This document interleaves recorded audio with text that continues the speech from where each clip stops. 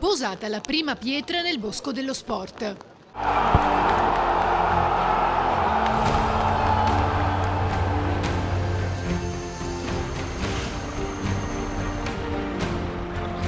Il nuovo stadio, che potrà ospitare incontri di calcio e rugby, sarà pronto nel 2027. La cerimonia ufficiale alla presenza del sindaco e del ministro dello sport. Ci sono tutti gli elementi, tutti i contenuti che testimoniano non soltanto la volontà di costruire un edificio o una serie di edifici, ma di farli a misura di persone, di renderli accessibili in un contesto di massimo rispetto dell'ambiente, con una capacità di produrre più energia di quanto ne consumeranno questi luoghi. Quindi credo che l'uomo sia al centro di questo progetto. Quello che è stato fatto qui con il Bosco è un esempio per tutta Italia.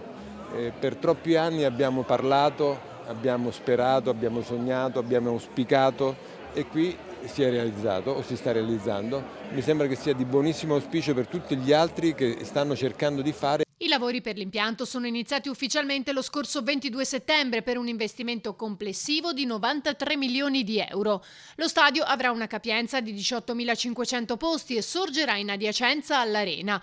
Il palazzetto da 10.500 posti, che potrà ospitare competizioni di basket e pallavolo e concerti. Io penso che questa sia una cosa di tutti, sono convinto di questo che dico e credo che sia una struttura, siano delle strutture grandi che servono alla famosa Patreve, Padova, Treviso, Venezia. Lo ripeto, siamo fratelli, no amici, fratelli. Dopo ci possiamo prendere in giro in campo, per carità, ma io personalmente ho un rispetto dell'avversario sempre e comunque e si dà sempre la mano, se vinci o che se perdi, sempre. E poi c'è l'arbitro che decide, qualche volta fa anche degli errori.